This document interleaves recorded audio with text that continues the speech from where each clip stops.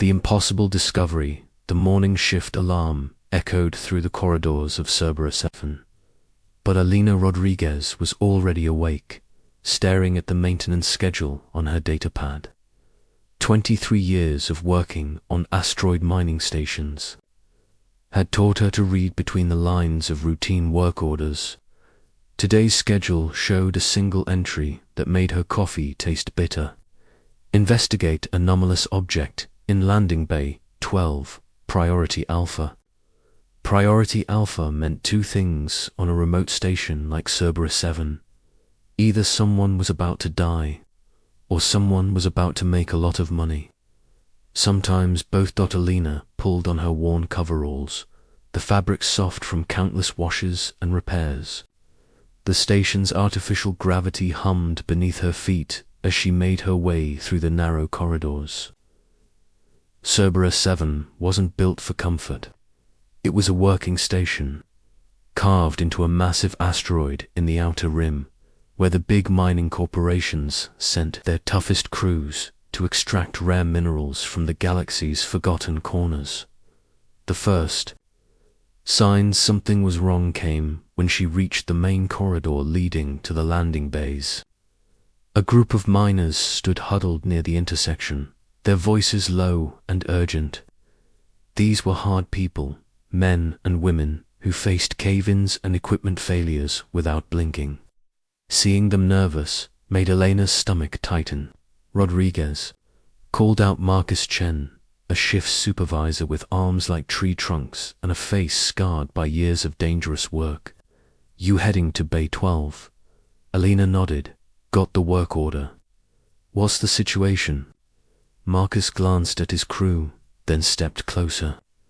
"We've been down there, saw the thing. None of us are going back." "What thing?" "Ship. Big one. Balanced on a tire." Marcus shook his head. "But it's not just any tire, Alina. It's one of ours. A heavy-duty mining tire from the deep excavators. Thing weighs 3 tons empty, but this ship, it's just sitting there like it weighs nothing." Alina frowned. "Ships probably using antigrav. Nothing unusual about that." "That's what we thought." Another miner, Sarah Kim, stepped forward. She was small but tough, the kind of person who could fix anything with a wrench and some determination. "But Alina, the tire isn't touching the ground. It's floating. The whole setup is floating about 6 inches off the deck." The group fell silent. Alina felt the familiar chill that came with encountering something that shouldn't exist. In space, impossible things had a way of being deadly. "Show me," Alina said. The walk to Landing Bay 12 felt longer than usual. Alina's mind raced through possibilities. Malfunctioning gravity generators could create localized fields.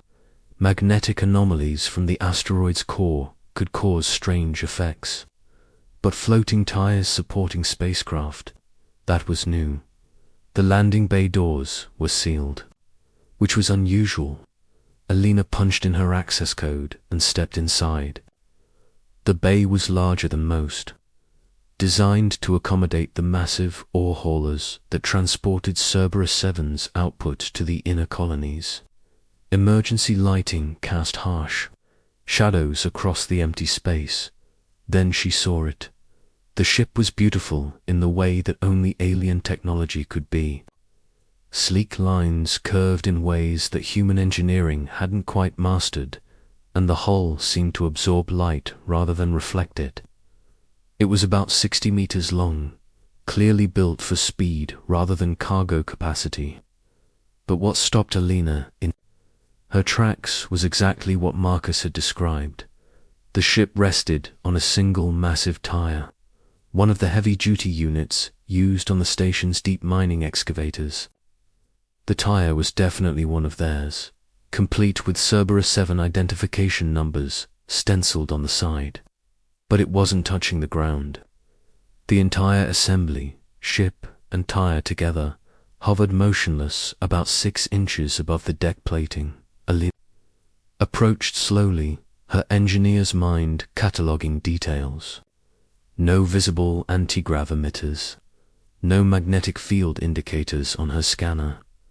The ship appeared to be genuinely resting on the tire, which was genuinely floating in mid-air. Fascinating, isn't it? Alina spun around to find a woman emerging from the ship's access ramp. She was tall and lean, with dark skin and close-cropped hair that marked her as spacer-born. Her uniform was military cut but bore no insignia Alina recognized. "Captain Zara Okafor," the woman said, extending a hand. "And you must be the chief engineer. I was hoping you'd come." Alina shook the offered hand, noting the firm grip and the calluses that marked someone who worked with her hands. "Elena Rodriguez. And this is my station, so I'm hoping you'll explain what's going on here." Zara's expression grew serious. "How much do you know about quantum mechanics, Alina?" "Enough to know that's not a question I want to hear in a situation like this." "Fair enough." Zara gestured toward the floating tire. 3 days ago, my ship was carrying a cargo of archaeological artifacts from the Kepler excavations. Ancient technology from a civilization that went extinct about 50,000 years ago. We thought they were just curiosities, museum pieces. Elena's scanner beeped, indicating unusual energy readings. Let me guess, they weren't. The artifacts were quantum manipulation devices. The civilization that built them had learned to create localized alterations in space-time. They could make objects weightless, create protective fields, even generate small wormholes for transportation. Zara's voice carried a mix of wonder and fear. Unfortunately, they also learned to weaponize the technology. Weaponize how? By creating quantum singularities, artificial black holes that could consume entire star systems. Zara pointed to the tire. That tire is currently containing a singularity about the size of a marble. It's what's keeping us suspended. Alina felt her mouth go dry. You're telling me there's a black hole inside that tire? A very small one, but it's growing. The containment field is failing, and every hour it gets a little bigger. If it reaches critical mass, it won't just destroy this station. It'll create a cascade effect that could destabilize this entire system. Alina backed away from the ship, her mind reeling. Why haven't you evacuated? Why are you still here? Because we can't leave. Zara's voice was bitter. The singularity is connected to my ship's quantum drive. If I try to take off, the connection breaks and the containment field collapses immediately. We'd have about 30 seconds before the singularity reaches critical mass. So you're trapped here. We're all trapped here. The singularity's influence is growing. Soon it'll affect the station's structural integrity. The only way to solve this is to find a way to lift the ship without disturbing the quantum field. Alina stared at the impossible sight before her. And how exactly do you propose we do that? I don't know, but I was hoping a human engineer might have some ideas. Your species has a reputation for finding solutions where others see only problems. Alina walked slowly around the suspended ship, her engineer's eye taking in every detail. The tire was definitely one of theirs, but it had been modified. Strange crystalline structures had been embedded in the rubber, and they pulsed with a faint blue light that matched the ship's hull markings. Tell me about these modifications, Alina said. That's where things get complicated. Zara's expression darkened. The excavation team that found the artifacts wasn't alone. Meridian Corporation had been tracking our movements, waiting for us to find something valuable. They sent a team to intercept us. Alina knew the name. Meridian Corporation was one of the big players in the artifact trade, the kind of company that measured profit in star systems and considered human lives to be acceptable losses. They sabotaged your ship. They tried to steal the artifacts. During the fight, their weapons damaged the containment systems. The quantum fields began to destabilize, and the only way to prevent an immediate collapse was to create an external containment field using one of your mining tires. So you stole our tire, borrowed, Zara corrected, and modified it with quantum crystals from the artifacts. It's the only thing keeping us all alive. Elena's scanner beeped again, more urgently. This time, the energy readings were increasing. How long do we have? Maybe 18 hours before the containment field fails completely. After that, ... double quotes, Sarah shrugged. Let's just say the phrase, spaghettification, comes to mind. Alina studied the floating ship, her mind already working through possibilities. Lifting something this massive without disturbing the quantum field would require precision that human technology wasn't designed for. But humans had other advantages. I need to see the modifications you made to the tire, Alina said. It's dangerous. The quantum radiation exposure could be lethal. I've been working with dangerous equipment for 23 years. Show me. Zara led Alina to a maintenance platform that extended beneath the suspended tire. Up close, Alina could see the full extent of the modifications. The quantum crystals weren't just embedded in the rubber. They formed a complex geometric pattern that seemed to pulse with its own internal logic. The crystals create a quantum resonance field, Zara explained. They're maintaining the containment barrier, but they're also slowly degrading. Each pulse weakens the matrix a little more. Alina pulled out her tablet and began taking detailed scans. These crystals, they respond to electromagnetic fields.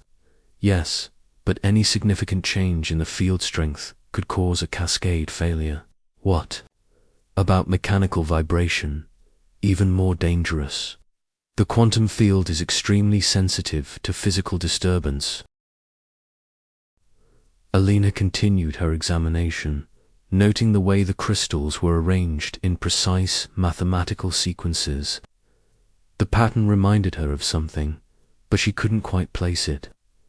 The civilization that built these artifacts, Alina said. What happened to them? They destroyed themselves. The quantum weapons they created were too powerful to control.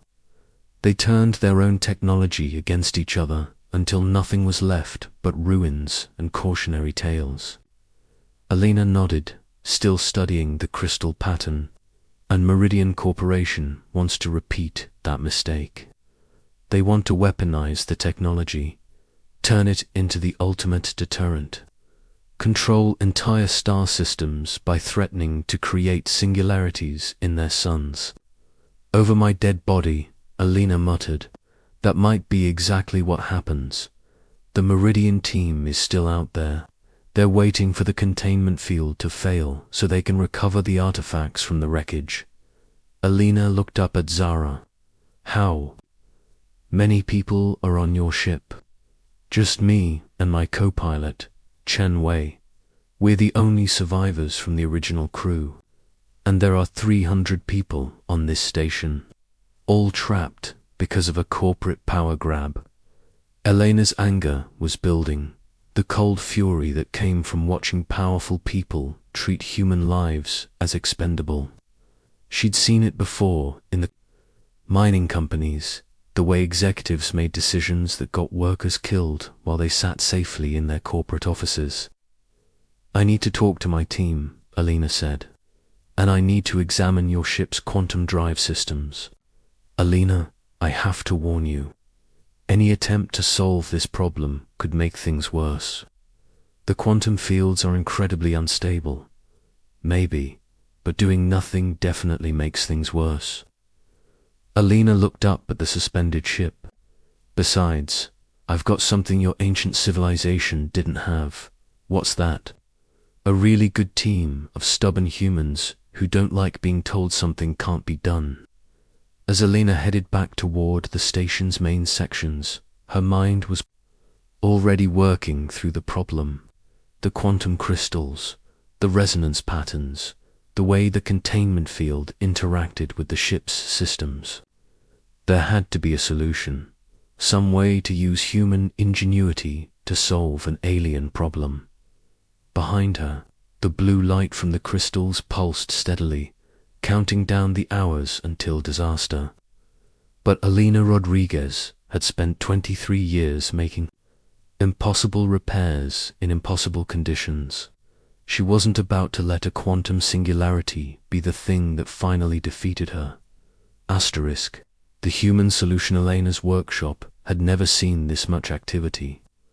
Word about the situation had spread through Cerberus 7 like wildfire, and despite the danger, volunteers kept arriving to help. The mining station's crew was a mix of species and backgrounds, but they all shared one thing in common.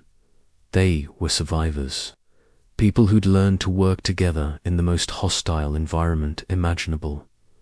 Marcus Chen spread out the stations, technical blueprints on Elena's main workbench. The quantum field is affecting the entire bay now. We're seeing gravitational anomalies up to 50 meters away from the ship. Sarah Kim looked up from her tablet, where she'd been analyzing Elena's scans of the crystal matrix. The degradation is accelerating. We've got maybe 12 hours before total containment failure. Alina stood at the center of the chaos, her mind processing dozens of variables simultaneously. The quantum crystals created a resonance field that maintained the containment barrier. But the field was collapsing because the crystals were degrading under the strain.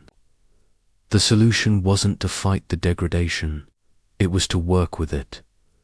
What if we don't try to lift the ship? Alina said suddenly. The room fell silent. Chen Wei, Captain Okafor's co-pilot, stepped forward. He was a compact man with the quick reflexes of someone who'd spent years navigating through asteroid fields. Explain. We've been thinking about this as a lifting problem. But what if it's actually a support problem? Alina moved to the blueprint display. The tire is containing the singularity, but it's also failing. What if we don't remove the tire? What if we reinforce it? Zara frowned. The quantum field is too unstable for direct reinforcement. Any physical contact could cause cascade failure. Not physical contact. Magnetic resonance. Elena's fingers flew over her tablet, pulling up schematics of the station's industrial equipment. We have electromagnetic field generators in the mining equipment. Big ones, designed to manipulate metallic asteroids. Marcus caught on immediately. You want to create a magnetic containment field around the tire. More than that, I want to create a resonance pattern that matches the quantum crystal matrix. If we can synchronize the magnetic field with the crystal degradation, we might be able to stabilize the containment while we work on a permanent solution. Sarah looked skeptical.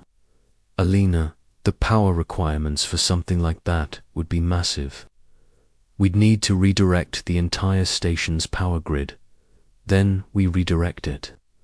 What about life support? Environmental systems? Elena's expression was grim. We'll have to run on emergency power for everything else. It's a risk, but it's better than being spitified. Chen Wei studied the proposed setup. Even if the magnetic field works, how do we get the ship out of the bay? The quantum drive is still connected to the singularity. We don't move the ship, we move the bay. The room erupted in voices, everyone talking at once. Alina raised her hand for silence. Cerberus 7 has mobile construction platforms. We can configure them to support the entire landing bay structure and move it away from the station. That's insane, Marcus said. The structural stress alone would tear the bay apart. Not if we do it right. The quantum field is actually working in our favor here. The singularity is creating a localized gravitational anomaly that reduces the effective mass of everything within its influence. The bay will be lighter than normal. Zara was studying the schematics with growing excitement. It could work. If we can maintain the resonance field during the move, we could transport the entire problem to a safe distance. How safe? Asked Sarah. Far enough that when the containment finally fails, it won't take the station with it. Alina looked around the room at the faces of her crew.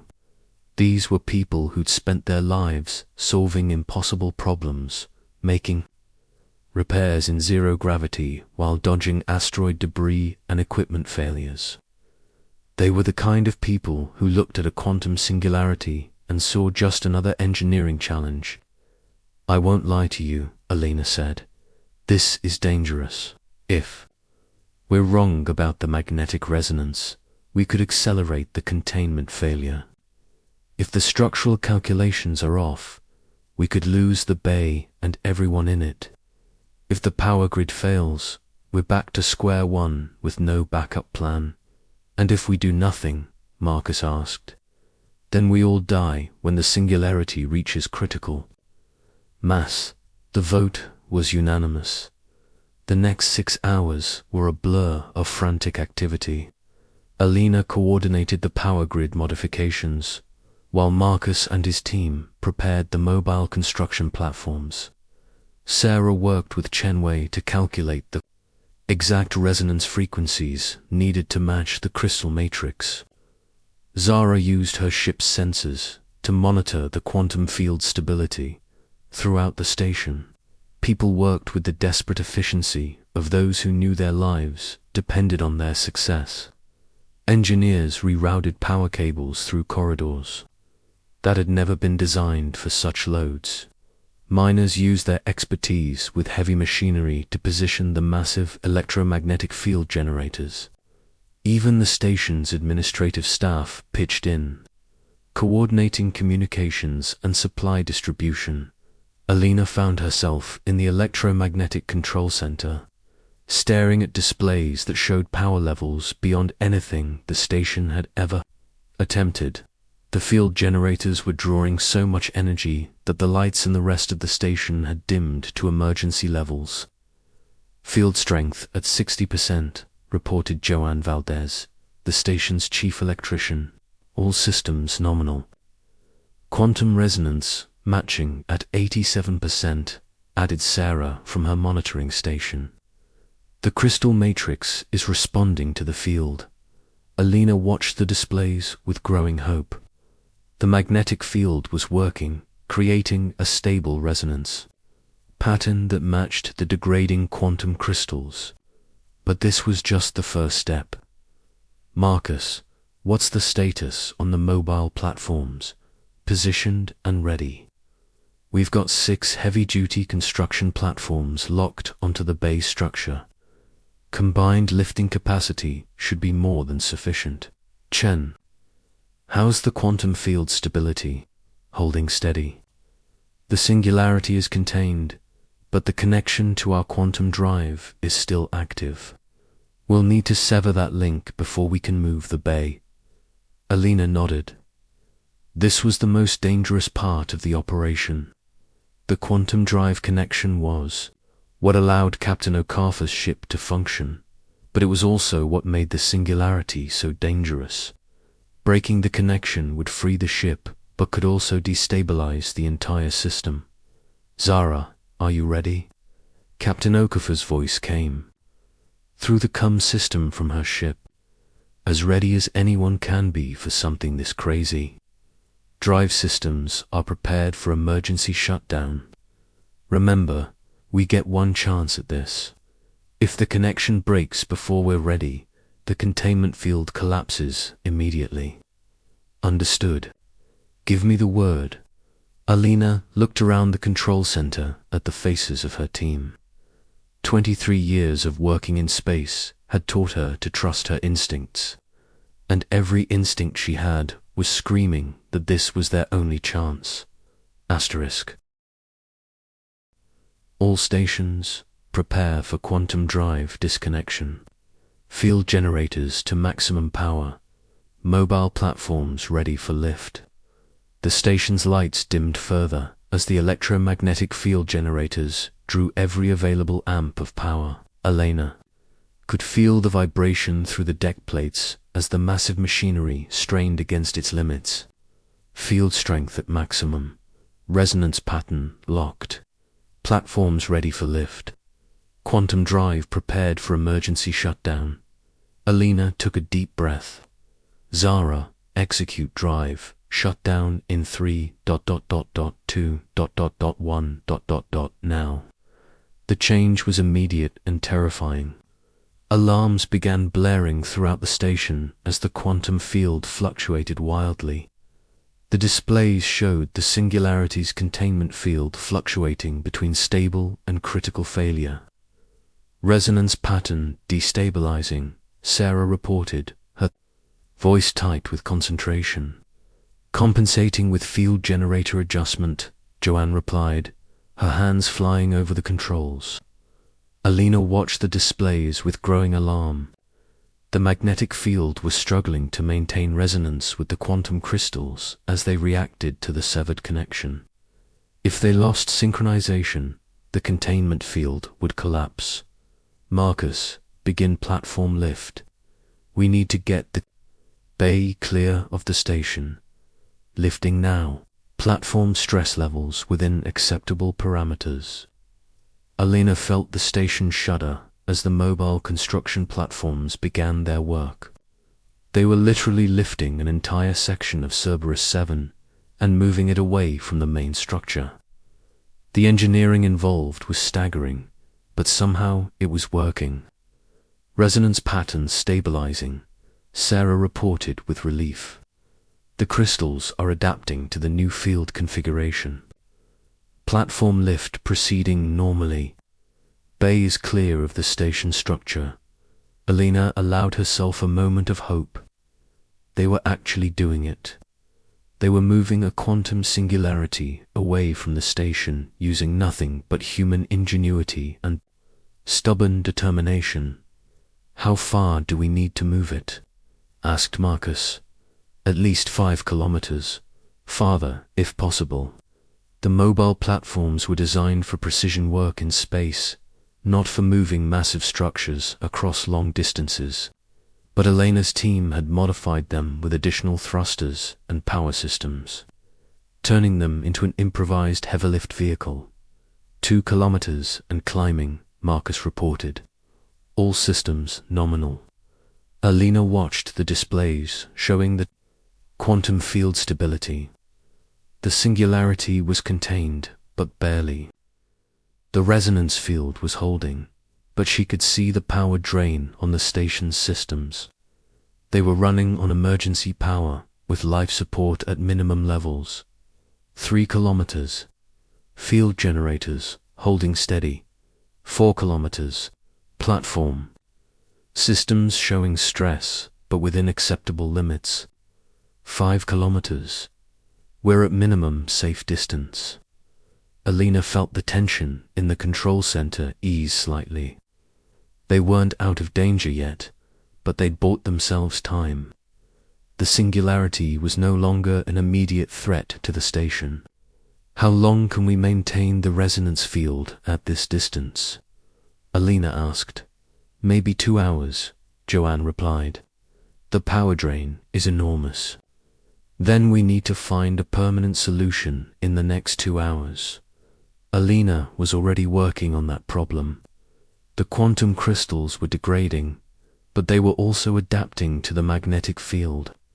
If she could find a way to stabilize the adaptation process, they might be able to create a permanent containment system. Sarah, I need you to analyze the crystal adaptation patterns. Look for any way to predict how they'll respond to different field configurations. Already on it, the crystals seem to be following a mathematical progression. If I can map the sequence, we might be able to anticipate the next phase. Elena's comm unit buzzed with an incoming message.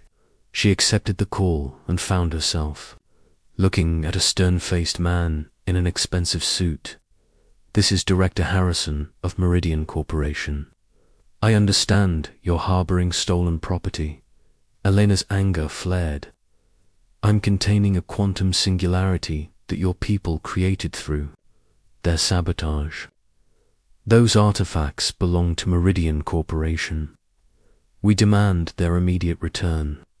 You can have them when we're done using them to prevent a system-wide catastrophe. You don't understand the forces you're dealing with, Miss Rodriguez. Those artifacts are beyond your comprehension." Alina looked at the displays showing the stable resonance field, the successful platform lift, the improvised containment system that was keeping 300 people alive. "Maybe, but we understand how to fix the problems you created. I'm authorized to offer compensation for your cooperation. The only compensation I want is for you and your corporate pirates to stay away from my station." Alina cut the connection and turned back to her work. She didn't have time for corporate threats, not when there was still a quantum singularity to contain. "Alina," Sarah called out, "I think I've found something. The crystal degradation isn't random. It's following a specific pattern, almost like it's trying to communicate." Alina looked at the data Sarah was displaying. The quantum crystals were indeed following a mathematical sequence, but it was unlike anything she'd ever seen. The pattern seemed to be self-modifying, adapting to the magnetic field in ways that suggested intelligence. "You think the crystals are alive? Not alive exactly, but responsive. They're reacting to our containment efforts by trying to stabilize themselves." Alina studied the pattern. If the crystals were trying to achieve stability, then maybe she could work with them instead of against them. What would happen if we matched our field pattern to their natural progression?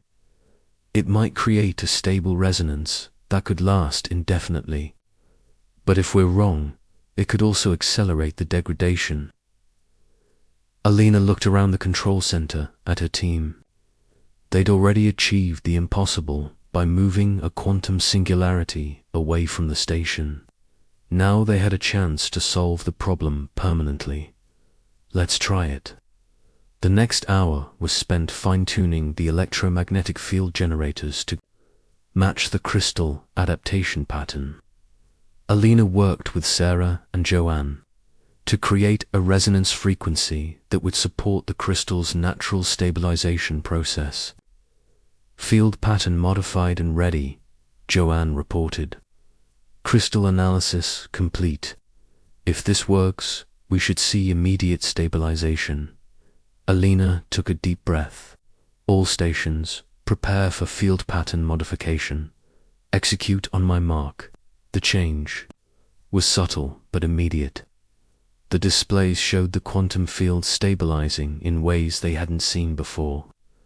The crystals stopped their degradation and began to pulse in a steady, synchronized pattern. "Resonance achieved," Sarah reported with excitement. "The crystals are stable. Power requirements dropping to sustainable levels," added Joanne. Alina felt the tension leave her shoulders. They'd done it. They'd contained a quantum singularity using human engineering and determination. The station was safe, and the artifacts were secured. "Captain Okafor, your ship is stable for return to the station. We'll need to work together to modify your quantum drive so this doesn't happen again." "Already planning the modifications," Zara replied. "And Alina, thank you. You've shown me why humans have such a reputation in the galaxy." Alina smiled as she looked around at her team. They were tired, dirty, and running on emergency rations. But they'd accomplished something that alien technology couldn't.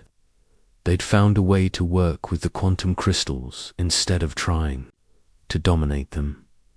"Just another day at Cerberus 7, she said, "though I could use a few more normal days for a while." As the station's systems returned to normal operation, Elena reflected on what they'd learned. The universe was full of technologies and intelligences that seemed beyond human understanding. But humans had something that high-tech civilizations sometimes lacked: the ability to improvise, to find creative solutions to impossible problems, and to work together when everything was on the line.